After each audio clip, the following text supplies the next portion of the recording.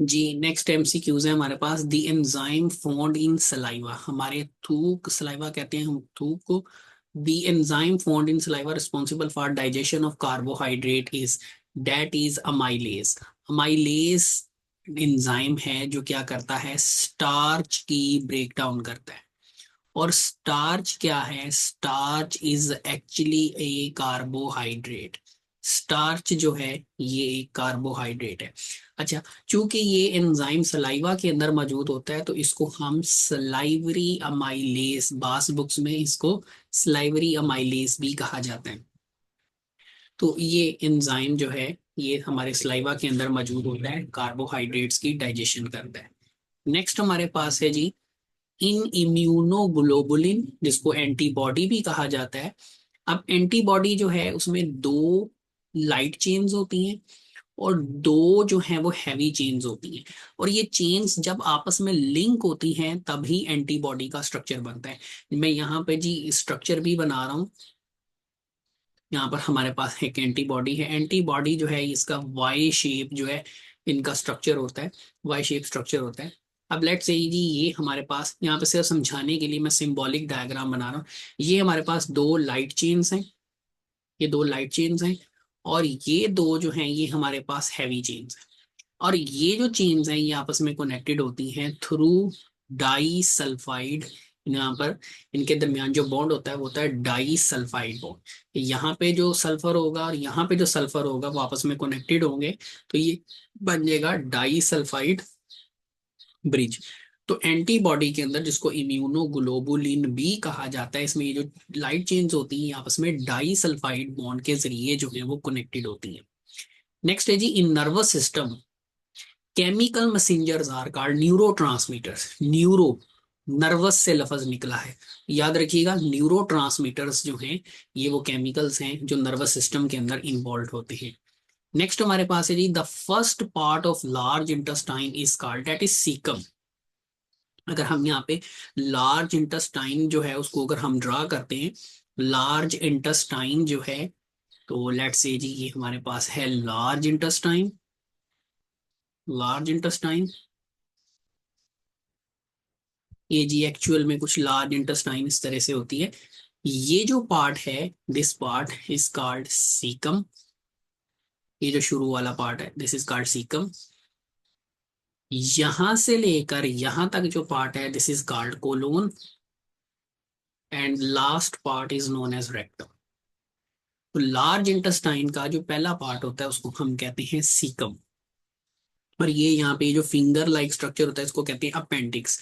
ये अक्सर लोगों को अपेंडिक्स पेन होती है, तो अपेंडिक्स जो है एक्चुअली में सीकम के साथ कनेक्टेड होती है। तो लार्ज इंटेस्टाइन का जो फर्स्ट पार्ट है डेट इज सीकम।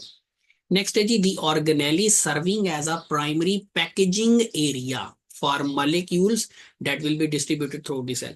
कि सेल के अंदर तमाम मॉलिक्यूल्स को पैक किया जाएगा, फिर उन पैक किए गए मॉलिक्यूल्स को सेल के अंदर डिस्ट्रीब्यूट किया जाएगा। ये और ये काम किस ऑर्गेनेली के जिम्मे होता है, दैट इज गोल्जी अपरेटस। याद कीजिएगा गोल्जी अपरेटस को पैकेजिंग फैक्ट्री ऑफ सेल भी कहा जाता है। सेल के अंदर कोई भी नया जो मॉलिक्यूल होगा उसको गोल्जी अपरेटस में भेजा जाएगा। गोल्जी अपरेटस जो है ये ऑर्गेनेली असल में कई किस्म के फ्लैटेंड सैक्स पर मुश्तमिल होती है दिस ऑर्गेनेली जो है। और ये ऑर्गेनेली मॉलिक्यूल्स की मॉडिफिकेशन करके उनको पैक करती है। पैक करने के बाद उनको सेल के अंदर जो है वो डिस्ट्रीब्यूट कर दिया जाता है। तो याद रखिएगा गोल्जी अपरेटस जो है वो इसका करेक्ट आंसर होगा। नेक्स्ट है जी nerve cells transmit messages faster when they have myelinated axons. यहाँ पर मैं एक नर्व सेल जिसको न्यूरॉन सेल भी कहा जाता है उसको मैं डायग्राम जो है वो ड्रा करने जा रहा हूँ। ये हमारे पास जो है, लेट्स से ये हमारे पास एक न्यूरॉन है, न्यूरॉन सेल, इसको नर्व सेल भी कहा जाता है। Remember nerve cell has three parts, इसके तीन पार्ट्स होते हैं। ये जो पार्ट है ये जो थ्रेड लाइक स्ट्रक्चर इनको हम कहते हैं डेंड्राइट्स। ये जो पार्ट है इसको हम कहते हैं सेल बॉडी। और ये जो पार्ट है इसको हम कहते हैं एक्सोन। एक्सोन जो है that is the longest part of neuron. ये न्यूरॉन का सबसे लॉन्गेस्ट पार्ट होता है, सेल है तो यहाँ पे न्यूक्लियस भी होगा। अच्छा, अब जो सिग्नल है वो डेंड्राइट से होते हुए सेल बॉडी में आता है, और सेल बॉडी से फिर ये एक्सोन के थ्रू जो है वो आगे फॉरवर्ड मूव करता है। अब बहुत सारी न्यूरॉन्स ऐसी हैं जिनमें एक्सोन के गिर्द यहाँ पर कोई खास किस्म के सेल्स होते हैं, इनको कहते हैं श्वान सेल्स। ये श्वान सेल्स क्या करते हैं, यहाँ पर जहां पर ये श्वान सेल्स मौजूद होते हैं वहां पर ये एक्सोन के गिर्द जो है एक लेयर बनाते हैं। ये जो लेयर है ना, इसको कहते हैं माइलन शीथ। अब ये जो माइलन शीथ है ये क्या करती है, ये जो सिग्नल है इसको अपने अंदर से गुजरने नहीं देती। तो सिग्नल क्या करता है, फिर यहाँ पर आप देखें यहाँ पे गैप है, यहाँ पे गैप है, इस गैप को कहते हैं node of Ranvier. Node of Ranvier. तो ये गैप जो है सिग्नल क्या करता है, वो इन गैप्स के थ्रू मूव करता है, मतलब एक गैप से दूसरे गैप, दूसरे से जंप्स की फॉर्म में गुजरता है। तो ऐसा सिग्नल जो जंप्स की शक्ल में मूव करता है उसको कहते हैं साल्टेटरी इंपल्स, ये भी याद रखिएगा। तो चूंकि नर्व सेल्स जो हैं, कौन सी नर्व सेल्स, अब एक चीज जो बिल्कुल स्ट्रेट मूव करेगी और एक चीज जो जंप्स की फॉर्म में मूव करेगी, अल्टीमेटली वो सिग्नल जो जंप्स की शक्ल में मूव करेगा, नोड टू नोड मूव करेगा माइलन शीथ की वजह से, अल्टीमेटली जो है, अब चूंकि ये माइलन शीथ एक्सोन के गिरता है इसलिए इसको हम कहेंगे माइलन शीथ। तो माइलिनेटेड एक्सोन जो है वो यहाँ पर करेक्ट आंसर होगा। नेक्स्ट है जी डिजीज ए जो है, लेट्स से हमारे पास एक डिजीज ए है, it is inherited through autosomal recessive process. अच्छा, ऑटोसोमल का मतलब है कि ये बीमारी मेल और फीमेल दोनों में होगी। रिसेसिव का मतलब है कि इस जो डिजीज है, रिसेसिव का मतलब है कि इसको हम स्मॉल लेटर से शो करेंगे। लेट से हम इसको स्मॉल लेटर से इस तरीके से शो कर देते हैं। जब ये चीज होगी तो इसका मतलब है बीमारी होगी। What is the probability, probability कहते हैं चांस को, ऑफ टू अनअफेक्टेड कैरियर्स। अब हमारे पास दो कैरियर्स हैं, कैरियर कहते हैं, कैरियर कहते हैं एक ऐसा शख्स जो बाजारी नॉर्मल है लेकिन एक्चुअल में वो नॉर्मल नहीं है। ठीक है, अच्छा अब इसके लिए ना हम ऐसे करते हैं, हम यहाँ पे कॉम्बिनेशन बना लेते हैं। याद कीजिएगा रिसेसिव बीमारी है, ये अगर कॉम्बिनेशन होगा तो इसका मतलब है डिजीज होगी, डिजीज ए होगी। अगर ये वाला कॉम्बिनेशन होगा इसका मतलब है डिजीज नहीं होगी। अगर ये कॉम्बिनेशन होगा तो ये कहलाएगा कैरियर। अब वो शख्स बज़ाहिरी नॉर्मल होगा इसकी वजह से, इस कैपिटल ए की वजह से, लेकिन चूंकि उसके पास स्मॉल ए भी है जो वो अपनी अगली नस्ल को भेज सकता है, सो वो कहलाएगा कैरियर। कैरियर मतलब वो आगे उसको कैरी करेगा, वो कैरी कर रहा है बीमारी वाला अलील जो है और उसको वो आगे भेज सकता है। अब अनअफेक्टेड कैरियर्स हैं, लेट्स से एक मेल है एक फीमेल, अब दोनों अनअफेक्टेड कैरियर्स हैं, मतलब दोनों कैरियर्स हैं तो दोनों को हम इस तरह से शो कर देंगे। ठीक है, तो अब दोनों ये मैरिज लाइन है। अब इनके जो ऑस्प्रिंग्स होंगे, बच्चे होंगे, उनमें इस बीमारी के जाने के कितने परसेंट वो कह रहा है चांस होंगे। ये हमारे पास दोनों अनअफेक्टेड कैरियर्स हैं।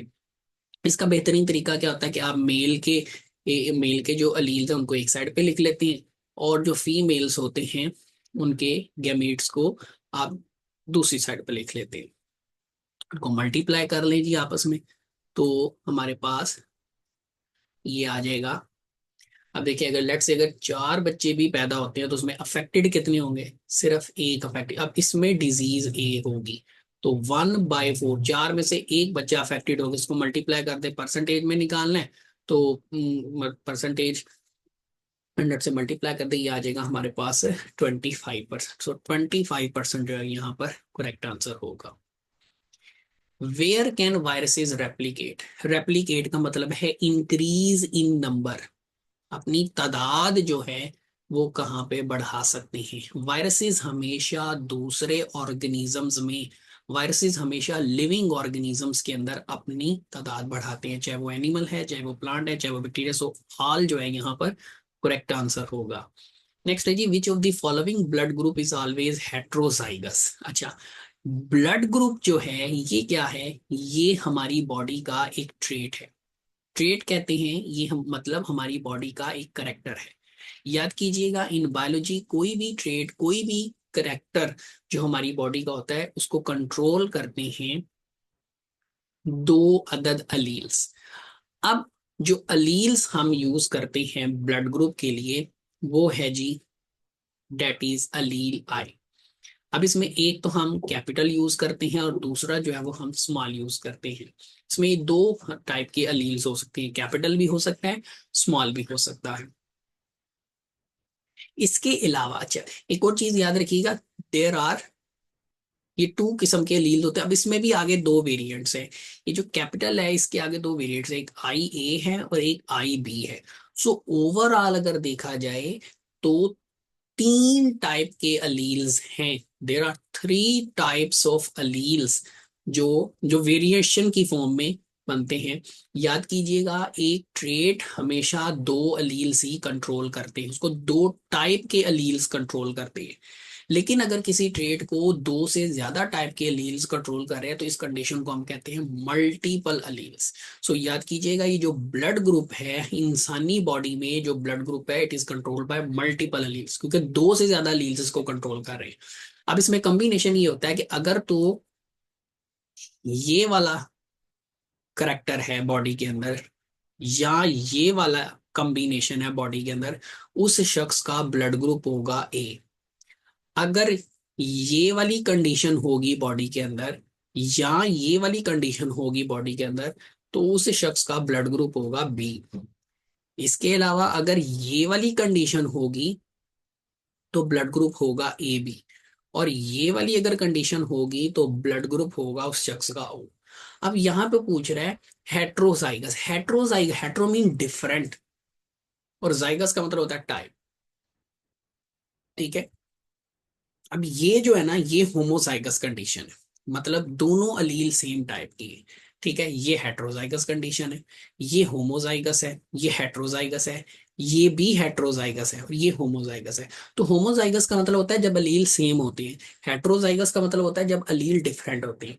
तो वो कह रहे हैं इनमें से कौन सा ऐसा ब्लड ग्रुप है जिसमें हेट्रोजाइगस कंडीशन होती है, तो उसमें जो ज्यादा रेलिवेंट है वो हमारे पास होगा, डेट इज ए बी, जिसके दोनों जो अलील्स हैं, एक हमारे पास आई ए है और दूसरा हमारे पास आई बी। वैसे ये ऑप्शंस भी हो सकते हैं, लेकिन जो ज्यादा बेहतर है आंसर वो यहाँ पर ए बी है, क्योंकि उसने डायरेक्ट ब्लड ग्रुप पूछा आपसे। नेक्स्ट है जी स्कैपुलाइजा। स्कैपुला क्या है? ये शोल्डर बोन है, हमारे कंधे में जो पीछे वाली साइड पर हड्डी होती है, कंधे की बैक पर इस तरह करके हड्डी होती है दोनों साइडों पर, कंधे की बैक साइड पर, इसको कहते हैं स्कैपुला। ये जो हड्डी होती है उसको स्कैपुला कहते हैं, तो बेसिकली एक शोल्डर बोन है। नेक्स्ट है जी the enzyme required in glycolysis. Glyco mean glucose, और लाइसिस कहते हैं ब्रेकडाउन को। ग्लूकोज की ब्रेकडाउन के लिए कौन सा एंजाइम रिक्वायर्ड होता है?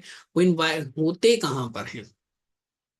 तो वो एंजाइम्स जो ग्लाइकोलाइसिस के लिए अच्छा याद कीजिएगा, ये जो ग्लाइकोलाइसिस है ये प्रोसेस होता है सेल के साइटोप्लाज्म। तो अल्टीमेटली इसको करने वाले, इसको परफॉर्म करने वाले एंजाइम्स भी कहां पर होंगे? सेल के साइटोप्लाज्म के अंदर मौजूद होंगे। ग्लाइकोलाइसिस के बाद जो नेक्स्ट स्टेप्स होते हैं, क्रेब्स साइकिल वगैरह, उसके एंजाइम्स माइटोकॉन्ड्रिया के अंदर मौजूद होते हैं। अब ग्लाइकोलाइसिस है तो साइटोप्लाज्म करेक्ट आंसर होगा। नेक्स्ट है जी a non protein part essential for proper functioning of enzyme is called। याद कीजिएगा, वो नॉन प्रोटीन पार्ट जो एंजाइम की फंक्शनिंग के लिए जरूरी होता है उसको हम कहते हैं cofactor, that is called cofactor. ठीक है, एंजाइम खुद प्रोटीन है जिसका काम होता है रिएक्शंस को स्टार्ट करना, लेकिन बाज औक़ात इन एंजाइम्स को अपना रिएक्शन स्टार्ट करने के लिए नॉन प्रोटीन मालिक्यूल की जरूरत भी पड़ जाती है, उसको हम कहते हैं कोफैक्टर। नेक्स्ट है जी वो hormone which control the hormone which control the Uptake of sodium ions in kidney. कि वो कौन सा हार्म, अपटेक का मतलब यहाँ पर है एब्जॉर्ब करना, absorption of sodium ions kidney and it's maintenance in blood plasma. कि किडनी से सोडियम आयंस को एब्जॉर्ब किया जाएगा या आप कह लें निकाला जाएगा, और किडनी से सोडियम आयंस को निकाल कर क्या किया जाएगा? ब्लड में भेजा जाएगा, ब्लड के प्लाज्मा में भेजा जाएगा। तो वो कौन सा हार्मोन होगा? तो that will be aldosterone hormone. ये वो हार्मोन है जो किडनी से क्या करेगा? ये किडनी से ये सोडियम आयंस को निकालेगा और ब्लड के अंदर जो है वो शामिल करेगा, एल्डोस्टेरोन हार्मोन। नेक्स्ट है जी, how many sodium are pumped out in response of two potassium ion transporting in the membrane. Let's say जी हमारे पास एक मेम्ब्रेन है, सेल की मेम्ब्रेन है। अब इस मेम्ब्रेन में एक प्रोटीन पाई जाती है, इस प्रोटीन को कहते हैं सोडियम पोटाशियम पंप। ठीक है, तो टू पोटाशियम अगर मूव करेंगे तो उसके बदले में याद रखिएगा हमेशा थ्री सोडियम आइंस जो हैं वो क्या करते हैं, पंप्ड आउट होते हैं। मतलब अगर दो पोटाशियम अंदर भेजे जा रहे हैं तो हमेशा उसके रिस्पॉन्स में तीन सोडियम जो है उनको बाहर भेजा जाएगा। ठीक है, कितने सोडियम आइंस को बाहर भेजा जाएगा दो पोटाशियम्स को की के रिस्पॉन्स में, वो तीन होंगे। ठीक है, 2/3 फार्मूला याद रख सकते हैं लोग। नेक्स्ट है the loss of liquid via. Via का मतलब होता है के जरिए। हाइडेथोड्स, हाइडेथोड्स ये खास किस्म के पोर्स होते हैं। कहाँ पे पाए जाते हैं, बहुत सारे प्लांट्स ऐसे हैं जिनके लीव्स में, लेट्स से ये हमारे पास एक प्लांट है, मैं उसका लीव ड्रा कर रहा हूँ यहाँ पर। बहुत सारे प्लांट्स के जो लीव्स होते हैं उनके मार्जिन्स पर, लीव्स के मार्जिन्स पर खास किस्म के छोटे छोटे पोर्स होते हैं, इतनी आसानी से आम आंख से नजर नहीं आते, इनको कहते हैं हाइडेथोड्स। इन हाइडेथोड्स के जरिए जो पानी है वो ड्रॉप्स की फॉर्म में जो है वो बाहर आता है। इस अमल को कहते हैं, इस अमल को कहते हैं गटेशन। गटेशन, ठीक है, गटेशन। नेक्स्ट है जी, the dense fluid filled region in chloroplast is called, and that fluid region is called stroma. Let's say जी क्लोरोप्लास्ट है हमारे पास। क्लोरोप्लास्ट क्या है, ये एक ऑर्गेनेली है जो सेल के अंदर पाई जाती है। डबल मेम्ब्रेन बाउंडेड ये organelle, it is a double membrane bounded organelle. इसके अंदर यहाँ पे डिस्क लाइक स्ट्रक्चर्स होते हैं, दीज आर कॉल्ड थाइलेकॉइड्स। और यहाँ पर एक फ्लूइड होता है, ग्रीनिश फ्लूइड होता है, इसको कहते हैं जी स्ट्रोमा। सो स्ट्रोमा हमारे पास करेक्ट आंसर होगा। Lipids show solubility in which of the following solvent. Remember, lipids जो हैं नेचर वाइज ये नॉन पोलर होते हैं, और नॉन पोलर हमेशा नॉन पोलर में ही हल होता है। अब वाटर जो है ये पोलर सब्सटेंस है, ईथर जो है ये नॉन पोलर सब्सटेंस है। ठीक है, सो ईथर यहाँ पर करेक्ट आंसर होगा। नॉन पोलर हमेशा नॉन पोलर के अंदर ही जो है वो हल होते हैं। नेक्स्ट है जी, फ्लेम सेल्स इन प्लेनेरिया। प्लेनेरिया एक एनिमल है, इसकी इसकी बॉडी बिल्कुल फ्लैट होती है। प्लेनेरिया, प्लेन बॉडी, बिल्कुल फ्लैट बॉडी होती है। अब इसकी बॉडी के अंदर एक सिस्टम पाया जाता है। इस सिस्टम के अंदर ये सिस्टम बॉडी की दोनों साइडों पर मौजूद होता है। इस सिस्टम में खास किस्म के जो है ना सेल्स होते हैं, इनको कहते हैं फ्लेम सेल्स। और असल में ये जो सिस्टम होता है ये एक्सक्रेटरी सिस्टम है। इस सिस्टम का काम होता है वेस्ट मटेरियल्स को बॉडी से बाहर निकालना। सो यहाँ पर करेक्ट आंसर होगा respiratory system, excretory system, sorry excretory system जो है यहाँ पर करेक्ट आंसर होगा, एक्सक्रेटरी सिस्टम। नेक्स्ट है जी, which cells produce oogonia in ovary. तो that are actually germ cells. Germ cells वो सेल्स होते हैं जो क्या करते हैं, ओगोनिया जो है वो प्रोड्यूस करते हैं, जिससे आगे फिर मियोसिस के थ्रू जो है वो एग या ओवम की प्रोडक्शन होती है। याद रखिएगा, ओवम जो है it is largest cell in human body. Human body में जो सबसे बड़ा सेल होता है वो ओवम होता है। नेक्स्ट है जी, अ कोफैक्टर मेड ऑफ इनऑर्गेनिक आइन which is detachable, that is actually called activator. Remember, cofactor are of two types structure wise. If they are made up of carbon and hydrogen, they are called organic cofactors, and if not made up of carbon and hydrogen, that is inorganic. And organic further of two types, prosthetic group. If organic cofactors attach strongly with enzyme, it is called prosthetic group. Loosely attached with enzyme called coenzyme. And inorganic is only of one type, that is called activator. So inorganic cofactor के बारे में पूछा गया है, so correct answer होगा activator. Which of the following would not be expected during pregnancy? देखिए pregnancy के अंदर कार्पस लूटियम जो है ये इसका मौजूद होना जरूरी है। प्लेसेंटा भी बनता है, और ब्लास्टोसिस्ट जो है इसकी इम्प्लांटेशन भी होती है। कार्पस एल्बिकन्स, इसका प्रेगनेंसी से कोई ताल्लुक नहीं है। सो हमारे पास ये जो है ये करेक्ट आंसर होगा। फॉर्मेशन ऑफ कार्पस एल्बिकन्स, ये यहां पर हमारे पास करेक्ट आंसर होगा, formation of carbon albicans. Next जो है phenotypic ratio of law of independent assortment. अच्छा जी, यहाँ पर एक साइंटिस्ट है मेंडल, इनको फादर ऑफ जेनेटिक्स भी कहा जाता है। इन्होंने ना कुछ लॉज पेश किए थे, उनमें एक लॉ था law of segregation, law of segregation, और सेकंड लॉ था लॉ ऑफ इंडिपेंडेंट असॉर्टमेंट। ये दो लॉज इन्होंने पेश किए थे, और याद कीजिएगा इन दोनों लॉज को मिलाकर हम कहते हैं both are called laws of inheritance, laws of inheritance. अब जो लॉ ऑफ सेग्रीगेशन था जो मेंडल ने इंट्रोड्यूस किया था, इसमें जो फिनोटिपिक रेशियो होती है वो होती है 3:1, और लॉ ऑफ इंडिपेंडेंट असॉर्टमेंट में जो फिनोटिपिक रेशियो होती है 9:3:1 होती है। सो करेक्ट आंसर होगा सी। अब अगर इंडिपेंडेंट असॉर्टमेंट पूछ रहा है तो वो आपसे सेग्रीगेशन का भी पूछ सकता है, तो उसकी रेशियो होती है 3:1, आपको पता होनी चाहिए। With method of gaining immunity can be described as natural active immunity. ठीक है, इम्यूनिटी कहते हैं बीमारी के खिलाफ लड़ने की सलाहियत, कुव्वत मुदाफियत भी आप इसको कह सकते हैं। वो कह रहा है इनमें से कौन सा मेथड जो है वो नेचुरल है, तो अल्टीमेटली इनहेलिंग वायरस, हम कोई वायरस जो है वो नेचुरली हम इनहेल कर लेते हैं, सांस लेने के दौरान उसको अपनी बॉडी के अंदर इनहेल कर लेते हैं, तो उससे हमारी बॉडी के अंदर जो इम्यूनिटी पैदा होगी डेट विल बी नेचुरल। ठीक है, नेचुरल तरीके से वायरस बॉडी में एंटर होगा, बीमारी होगी, उसके बाद फिर जो बॉडी में इम्यूनिटी पैदा होगी that will be natural active immunity.